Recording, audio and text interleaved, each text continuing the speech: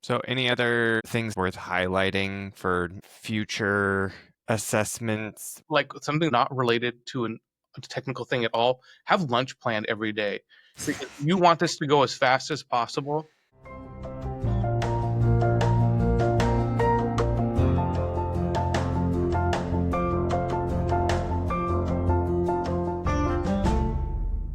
Yeah, welcome. Man, yeah. Japan is great. I would like to go back. I keep getting served content. Hi, you should go back to Japan. And my favorite one is a woman, and it's like, went to Japan, is planning on doing more travel. Just kidding. Went back to Japan 2 more times, planning 3 more trips to Japan. Japan has become my entire personality. And I was like, yes, this is this is correct. Well, my cold open sucks, but at least we got to hear about your. While I was away, anything that I missed that was like really important or really interesting or cool or scary or We changed the name of the company while you were gone. oh, okay, Yeah, good. that's about Okay. it. Did you do a rebranding package also, or I need to get on that? Yeah, we hired a marketing guy to do that for us. So, what are we talking about today? Somebody want to give us the overview? Yeah, Joel, go for it. Yeah, talking about the CMMC assessment, we just went through our first for one of our clients. Awesome. Is there any kind of like overarching take home? This was terrible. This was great. We knocked it out of the park. Anything? One, we knocked it out of the park, obviously. We probably wouldn't And do it was it. terrible. Yeah, and we wouldn't do a video about it if we failed, probably. No, we Yeah. still would. Still talk about the pitfalls. But I think like the interesting is we've done like some pre-audits before, but like being relatively new, even the auditor that worked with us, this was only their fifth like full audit assessment that they've actually gone through and done. So anyway, yeah, it's a long, arduous process. I mean, the pre-audits are as well. So we kind of, I guess, anticipated, having to sit down and do that. And it's certainly not fun. And luckily for me, I ruptured my Achilles in a couple of days, and Joel got to bear the brunt of it. But in the end, yeah, you go through it. I guess it's kind of like what you would expect. You're kind of getting grilled on what you did, why you did it, how it passes muster.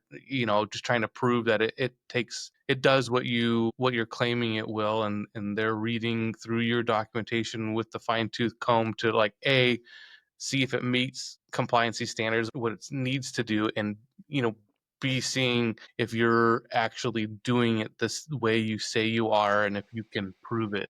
So the take home question though is what was worse, the CMMC process or rupturing your Achilles? Yeah, I think we would both, Joel and I might have different opinions on it. Joel would probably prefer me rupture my Achilles and go through an audit, but I would probably rather go through an audit. Anyway, I'd say like the Achilles healing process is like about 9 months, which is probably how long it takes to prep for a CMMC audit. So we're drawing a lot of parallels between rupturing your Achilles and the audit here. Yeah. And in Josh's defense, he did show up, I think, the day after your surgery or the 2 days after for 2 days after. Yeah. for a morning of it and toughed out like a half day of it. So that was pretty impressive. So I have a little list in front of me that you guys graciously sent this way.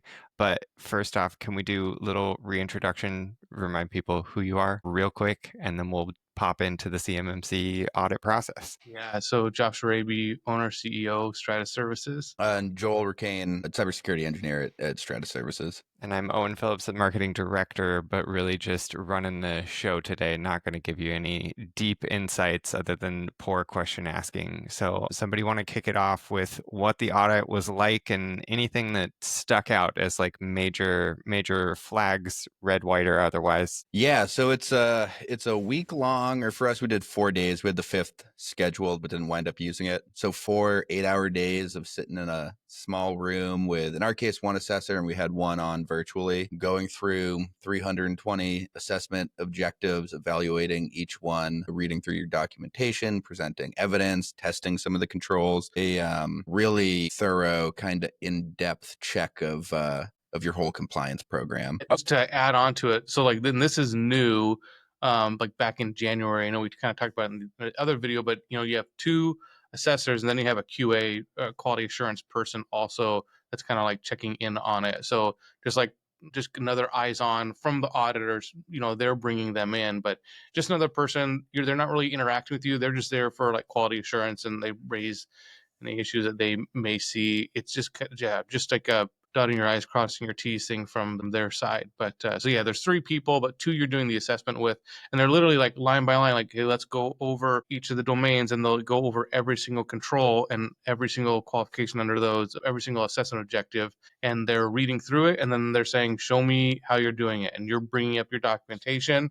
They read what you say you're doing. They're comparing that against the objective to see if that actually fits it. And then they say, okay, now show me.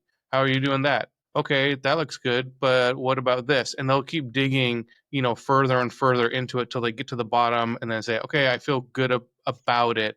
And for a lot of these things, you probably have a screenshot showing, you should have a screenshot, an artifact showing how you're doing it. And they'll look at those, but they'll also come through and say, well, let's actually log into it and show me. So you not only have to have known how to take in the screenshot, but you better know how to get back there on every single one of those things and then be able to prove it again. And if you're fumbling around trying to get to something, you're like, oh shoot, that was this URL, and then I go here, hold on one second.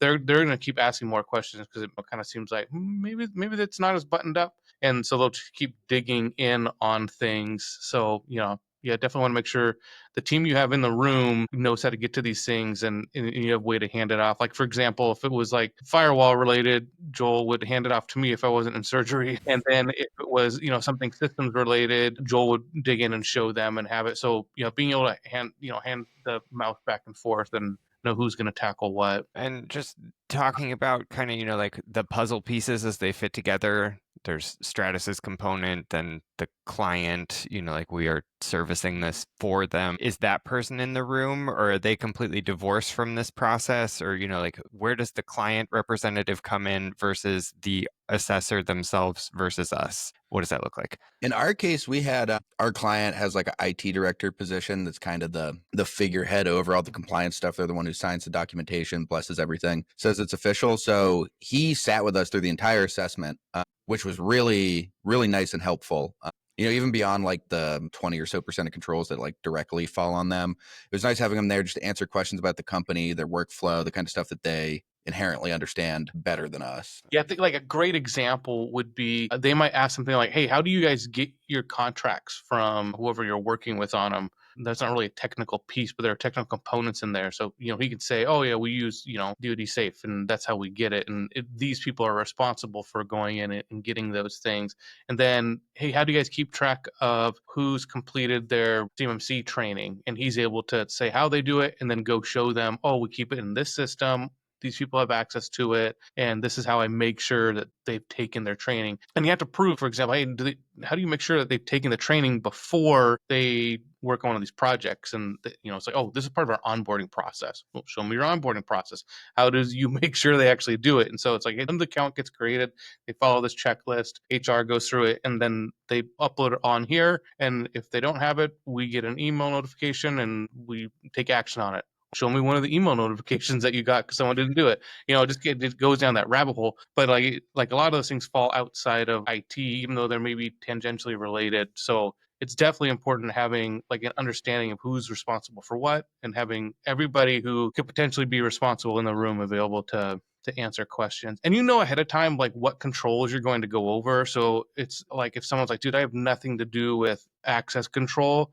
Okay, cool. You don't have to be in this meeting, which I ruptured my Achilles like 4 days before or a week before the whole audit happened. So we were able to say, hey, I'll be here this day. So let's go over these controls while I'm here. And then I'll come in on, 2 days afterwards to go over those controls. But these 2 days I won't be here. So can you guys focus on some of the other ones? So we were able to schedule around it. But yeah, that was one really nice thing that I didn't realize we were going to do going into the assessment is get that day by day kind of itinerary of what controls you were going over. It was really nice just to know the order they were going to do it in, because they didn't just run kind of like, alphabetically through 171. They did like physical security first and did some things in a different order, but it was nice to know so the night before you can go brush up on the controls you're doing the next day and just kind of be prepared for it. It was made things a lot easier, I thought. Oh, that's great. So then again, I'm following my list. So I have what can you expect and what are you allowed to do? So does that fall into so we can expect that there's somewhat of a schedule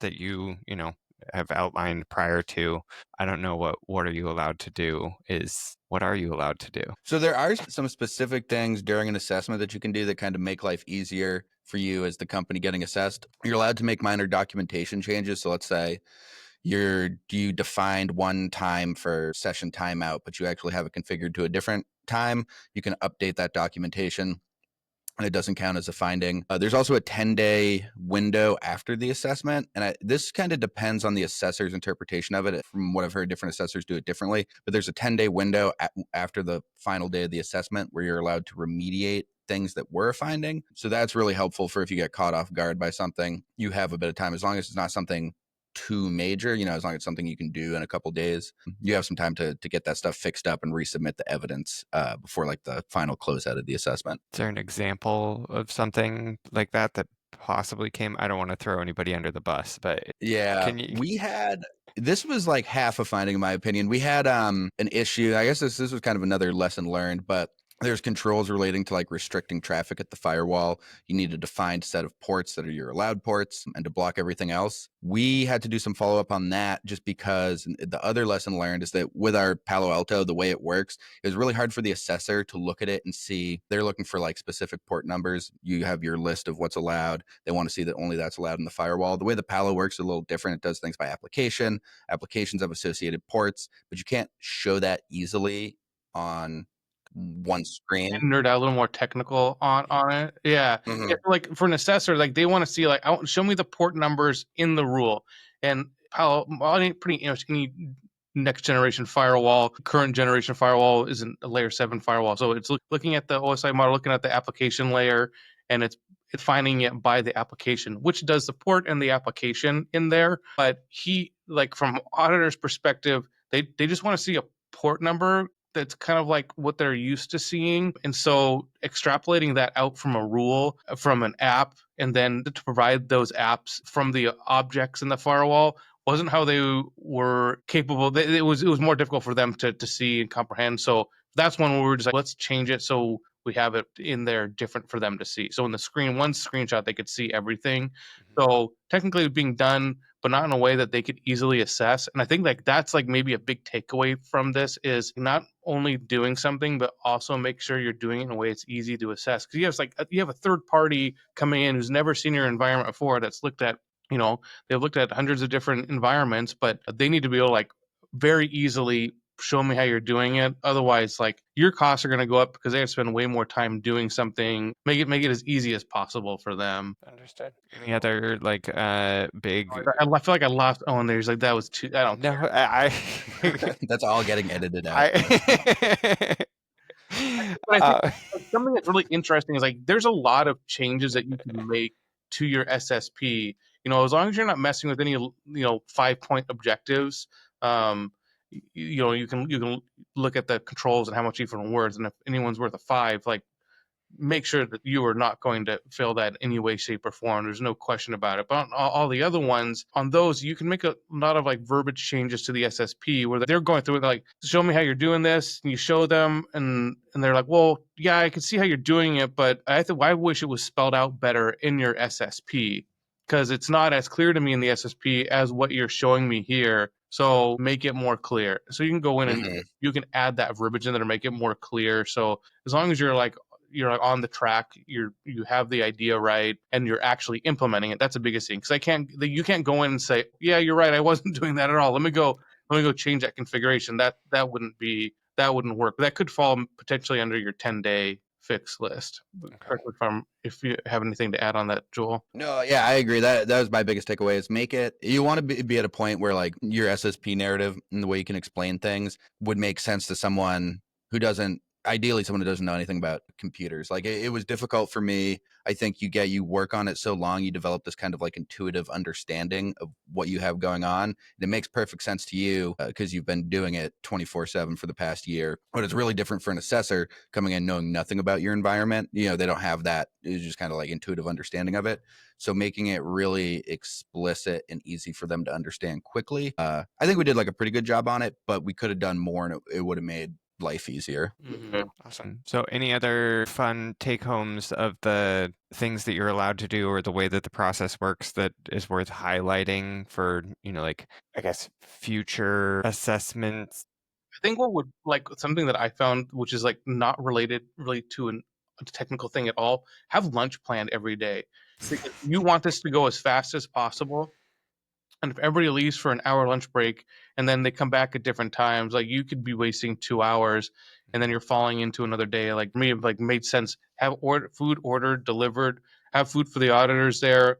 You guys can take, like 30-minute break, chow down some food and get back to it and really kind of knock it out. You want as much time as possible to get through it. So that's one way you can help make it go faster. What did you get for lunch? Gosh, Ooh, that's a good we did something different every day. Like the first day, like was obviously Moose's tooth, so okay. had to do that. Second Yeah. day was was surgery, so I don't know I don't remember what I had. We did sandwiches. I think we did urban greens one day, Qdoba, and what's the Chinese food restaurant? Panda Express. Gosh, you guys are gonna have to step that up for the next one. I'm I'm calling an audible on this, and I will be in charge of food for a future. Butter up the assessors. So I guess now on the other side of things, are there any pitfalls? This is your red flag. This is your hi, don't do this. And again, we don't have to talk specifics and throw anybody under buses, but anything that was like, yikes. I would, on the next one, probably more aggressively explain our assessment scope to the assessors. I think kind of took an approach of like, here's our diagrams, here's our documentation. You asked for it, I gave it to you. You must understand it. And they did fairly well. There was definitely some moments during the assessment where they were confused about something that I thought they would have already had a better understanding of. We probably could have avoided that just by more proactively having a conversation about it and making sure that they really understood what we had going on. That was one of the kind of awkward, sticky situations we had. Yeah, I think like you're sending them all the documentation, you're sending them the diagrams, and they're asking for them explicitly. So you're kind of expecting, oh, cool, you have it, you looked at it, you probably get it. But I think they probably come in with a lot of questions, and like Joel said earlier, you've been head down in this for so long that you just inherently know a bunch of stuff, and kind of expect that to be absorbed or a question asked if it's not. And like Joel said, just like really hammer it in on the scope, the network diagram, what's in scope, what's out of scope, what's our different asset categorizations. That way, when it comes up in an assessment, there's less questions about it, because I think you end up going down on some rabbit trails that could potentially get you in trouble, because like maybe they find something that you're like, shoot, I didn't even know about that either. I didn't see it. But luckily on all of ours, like we had it defined, understood, and it was correct. But we maybe wasted an hour going down and showing them some things that could have been streamlined from the get-go if there was a better shared understanding of the what's in, what's out of scope. And like I mean, scoping's the most important thing in here. So they're still like they did a good job of looking at it, understanding it. It's just some little things that could have been outlined better. And so if something like that is brought up, like if the assessor flags an item, are you able to give any kind of pushback and defense of your position of why you organized it that way, or are approaching the control in I don't know what the appropriate terminology is here because I am not the expert. Yeah, we had a decent amount of back and forth, I think, in a pretty healthy, productive way with our assessors. I think it's difficult for assessors. 800-171 is an intentionally non-prescriptive. They call it security standard. You could also call it vague. It tells you what to do, not how to do it. So there's a lot of different valid interpretations of controls. There's a lot of different ways you could be doing most of those controls. So there was some back and forth on a handful of them where they were used to seeing it one way, but we were doing it differently, or they like to see it one way. So we were able to get through all of those. It's really helpful if you just go back to the assessment guide on any of this. There's examples and further discussion sections explaining the controls and kind of the intent of the control. So that would be my biggest advice when it comes to a disagreement like that, is just bring it back to the assessment guide, which is what an assessor is going to do anyways. They have that up the whole time they're going through it.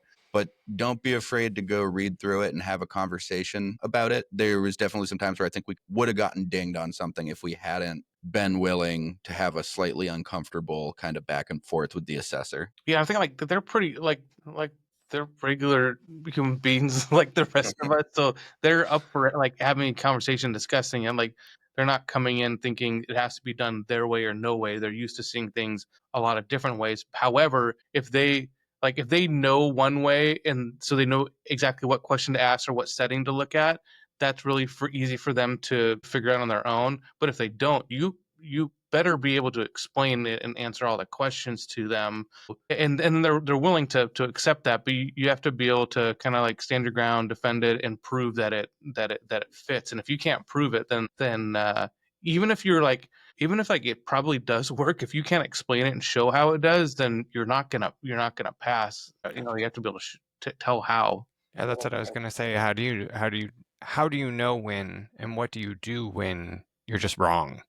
Like, is that just a ding and that becomes a negative point? Yes. Yeah, so if you're wrong, my approach, I mean, probably just in life generally, is if you're wrong, just say, oops, my bad, I'm wrong, and fix it or move on. I think that's particularly helpful in assessment, particularly if there's other things where there is some interpretation and you need to have a back and forth, and just being willing to be like, all right, fair point, gives you a little more credit when it comes to the ones where you are right about something and they're not understanding it, and you have to kind of explain that to them. So I think it's valuable to just kind of own those mistakes. Yeah, you don't want to be sitting there arguing with them the whole time. Like that's not gonna be fun for you, not gonna be fun for them.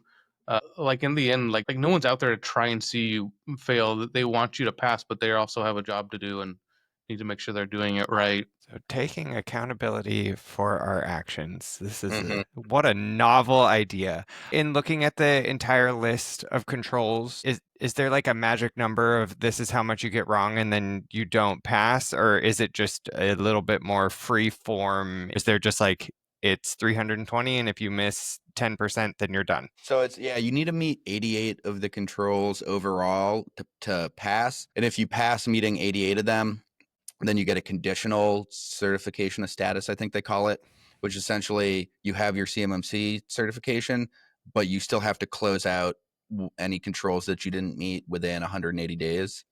That being said, you do need an 88 overall, but a huge portion of the controls are actually automatic fails. Any 5 or 3 point control, there's a scoring system to the controls. Any 3 or 5 point control is an automatic fail if you're not meeting it, as well as there's like 2 or 3 1-point controls that are automatic fails as well. So you technically can get that conditional status with an 88, but even still, there's like half of the controls or more that you can't have a not met on. That makes sense. So I guess you've done the thing. You've checked the boxes. I'm assuming it was successful. I think you said that it was successful. Yep. 110 no poems done. Awesome. Amazing. So we get a new client, we get a new phone call. We just got someone that gave us a phone call this week and said, hey, we want to go through this process or start thinking about this process. Are there any new feathers in your cap of how to prepare, especially going in blind, someone who has not been a long-term Stratus client, and they give a call and they say, hey, we want to go do the CMMC cert. What do we got to do? Are there any new things that you have in your arsenal for how to prepare now? Yeah. Oh, Josh, you want to take that one? Well, let's both take it. I'll go first. I think like if you can standardize the tool set you're using and you do something that has as many features in it as possible, so you're kind of working in a single pane of glass, I think that makes it easier from an implementation standpoint and even more so from a documentation standpoint. And when you're sitting through the audit, you're not jumping through like 10 different hoops to get there. So standardizing on a single platform and that can kind of handle the majority of what you need. And what you need might change.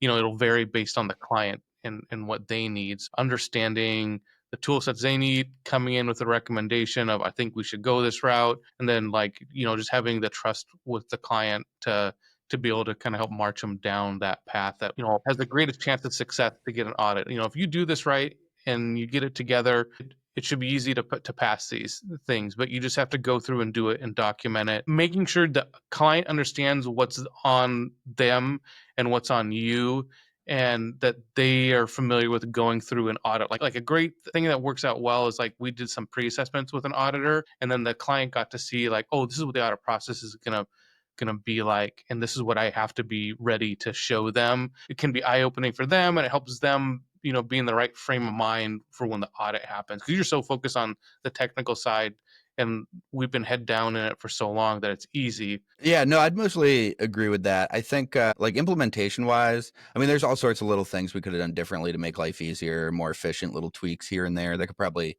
be its own podcast at some point. But overall, I think we had like a good system and approach to it. I'd say as far as like the assessment itself, I definitely dry run it more and dry run it in the mindset of I'm explaining this to my mom or something, someone who doesn't understand it. There is particularly on some of the technical stuff, there's these little things where it's like the controls around antivirus, which is like kind of a no-brainer, right? We have CrowdStrike, we know it's doing its thing. They would say like, well, explain to me how it's doing its thing. And it's like, well, it just, I don't have like CrowdStrike's technical documentation on this. But so like being prepared to answer some of those questions for things that you just take for granted, I think would be really helpful. Yeah, 100%. This reminds me of chemistry days. I think you guys both know that I was a chemistry person at one point in time. And my like metric of understanding was, can I call my grandma and explain to her what I am doing in lab right now, or explain to her what I just learned about actually crystallography. And I had professors who could not do it, but I prided myself that I could explain to my grandma most things that I was doing in lab. So I completely understand what you're talking about. It doesn't really get that granular of explaining what other companies, organizations, vendors, et cetera, that we're working with do. So like you mentioned CrowdStrike, but like, would you have to do that for other applications? I think that they're fishing to make sure you understand what you've implemented. So you need to be able to answer it in some way. So, like, Gotcha. back to what I said earlier, make sure you get the people in the room that can answer the questions. They ask questions some similar to that. Have somebody that's there that's able to answer it. Or you could even say like, oh, you know what? So and so is our expert on that. Let me bring him in. He worked with most implementation of that. We have it documented, but he can help explain it better. And just showing that you have the expertise in the building that can explain it. But yeah, they're going to ask you questions about everything. Yeah, I think another really good example of that was using replay resistant authentication, which if you're in a Windows environment, you inherently are. If you're using Active Directory, it uses Kerberos for authentication. It's replay resistant. And it's one, and that's kind of how we had it written up in our narrative. And it's one thing to know that when they ask you, well, how is Kerberos replay resistant? It's like, oh man, I studied this once a couple of years ago for some cert or something, but I don't remember. I can't spit out all the technical facts right off the bat again. So just being familiar and brushed up with that kind of stuff. Gotcha. I think that's all the questions that I have. Unless you have any like closing thoughts on the process, I think we covered what we would prepare and what we would do different next time, including purchasing lunch, making sure that's factored in. Any other ones that you didn't get a chance to tell me about? This will be a little salesy, a little preachy, Yeah. but Yeah. I say, hey, as long as you're doing this, you understand you can do it. It's easy. You should be able to get it done. And I guess from our perspective, it kind of is. But I will say, out of the 5 assessments that I said that they have done so far, full assessments, we're only the second that has passed. So there's still a lot of people who are struggling to get these things done and implemented. So did they give you any insight on that? Meaning, like, was it firms going at it alone, or did they have secondary support that was? No, I think I could speak to that based on the clients that we've talked to or the ones we've inherited. There's a company, I think there was a gold rush for CMMC work when it first came out. So there are a lot of companies that just passed the test to be an RP and to get their RPO and then just advertise it and then said, cool, we can do it. Started working on it and they just took for granted the complexity of sitting down with an auditor and going through these things and explaining it. One side of it. The other side of it is lone IT person at a company reads through it, says, I got this, starts implementing it, thinks I have it all done. We're ready to rock and roll. Like Joel said, you just have to miss one of these 3 or 5 pointers and you're toast. So there are a lot of opportunities for failures. This is what we've seen from the clients that we've talked to or the ones we've inherited. But they're not going to share that information with us from the auditor, I guess, to finally answer your question. Yeah. What we've seen. Totally understand. And then, so we're through this now with client. What is the next step? Pretend the 10-day window is done. Everything is good. Everything is fine. What happens now? Is it just keep eyes on it and make sure that we're following procedures and then getting ready for the next assessment, or what happens? Yeah, pretty much. Now we keep doing all the processes and procedures and stuff that we've been doing and, practicing doing for this past year. That's now how that environment runs. So we got to stay on top of it. They'll have to do an annual affirmation that things are still compliant, nothing's changed. And then 3 years from now, we'll have to do it all over again. Yeah, I think like when you're done with this, I wouldn't really touch on this, but you have like a set of like weekly, monthly, quarterly, yearly tasks that you have to go through to kind of keep compliant, and then you every year attest to that you're still doing all of those things and you're still compliant.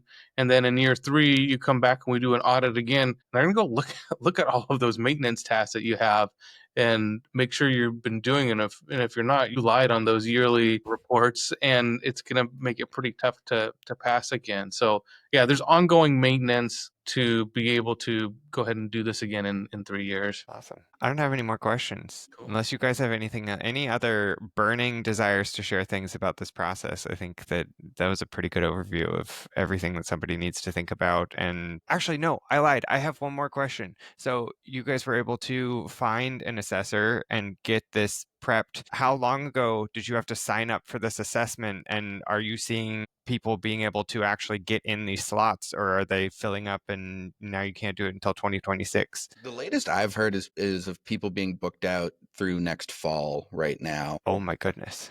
It depends. I mean, it's going to depend like assessor to assessor, but I've definitely heard that a couple places now. So, yeah, there's wait lists. I think in our last meeting it was like 3 to 6 months, and now we're seeing it kind of push back further and further. More and more people are starting to like take it seriously and get after it. Well, I don't have any fun questions to cap us off because, like I said, my week has been a kind of disaster fest. So I think we can all kind of have that hat on this week. Any other closing thoughts that may or may not have anything to do with assessments or just the cybersecurity landscape in general? No, I think I'm done answering questions, so let's call it. Okay.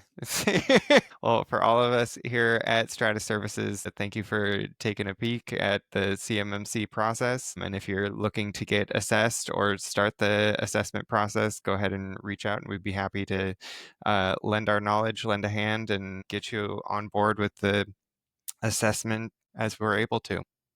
We've got a 100% pass rate. So Perfect. That's the stamp.